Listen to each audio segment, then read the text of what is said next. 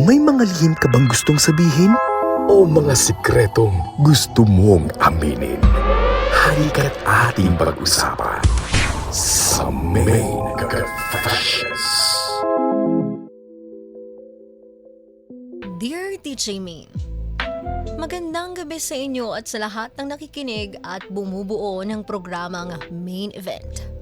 Sana po ay mapili ninyo ang sulat ko dahil may isang bagay ako na matagal ko nang kinikimkim.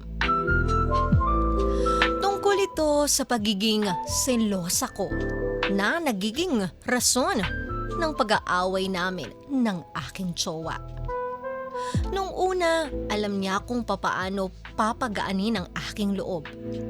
Pero dahil naging routine na lang sa kanya ang pagsuyo, may ginawa siyang bagay para mas mapadali ang pagiging maayos naming dalawa. Kaya naman, dito ko naisimulan ang aking confession. Pwede niyo na lang po akong tawaging Kate, 28 years old, taga Isabela. Nagtatrabaho bilang isang caretaker ng mga hayop. May boyfriend po ako at ka-live-in ko po siya. Kasing edad ko rin at nagtatrabaho naman siya bilang isang mason. Siya si Deo. Porta ang katawan. Talagang bato-bato dahil sa kanyang trabaho. Dahil nga sa kanyang pisikal na katangian, madalas siyang takaw tingin sa mata ng kababaihan. DJ Main, tuwing lumalabas kasi kami, hindi ko maiwasang magselos. Pakiramdam ko kasi, kapag tinitingnan siya ng mga kababaihan, tumitingin din siya pabalik para akitin sila.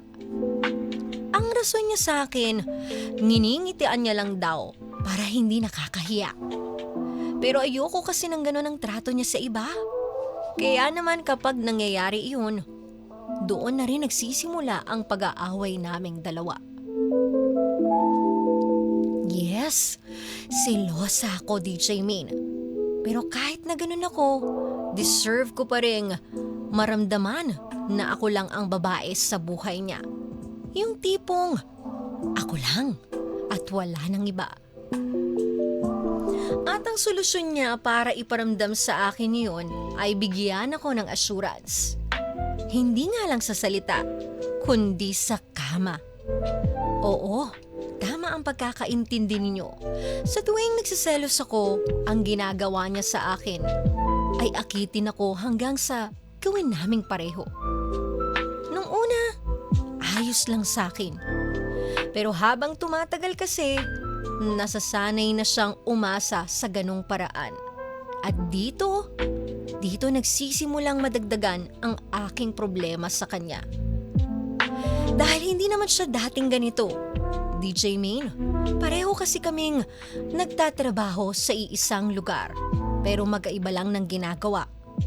Ako, bilang caretaker ng mga hayop, at siya bilang mason. Nung una, napansin ko agad ang dedikasyon niya sa trabaho at ang pagiging disiplinado niya.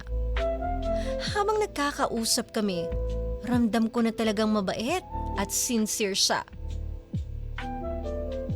Madali kaming nag-click hindi lang dahil gwapo siya o may maganda siyang pangangatawan, kundi dahil marunong siyang makinig. At mapagaan ang aking nararamdaman. Noong nagsimula na mas maging malapit sa isa't isa, dito na rin nagkaroon ng hindi pagkakaunawaan. Hindi siya yung tipong magagalit ng matagal. Alam niya kung paano pakalmahin ang sitwasyon kahit sa simpleng paraan lamang. At habang tumatagal kasi ang relasyon namin, parang nagiging routine na lang para sa kanya. Kaya kapag may tampuhan, hindi na niya ako sinusuyo pa. At noong nagkaproblema kaming dalawa, imbes na feelings ang buksan niya, iba ang kanyang ginawa. Dahil habang hinihintay ko ang matatamis niyang salita, ang ibinigay niya sa akin, assurance. Assurance sa kama. Minsan hindi sapat na marinig mong ikaw lang ang mahal. Kung hindi mo naman maramdaman sa paraan ng pag-intindi at pakikinig sa'yo. Kasi ang totoong pagmamahal, hindi lang sinasabi, pinaparamdam yan. Lalo na sa mga panahong kailangan mo ng puso, hindi lang yakap.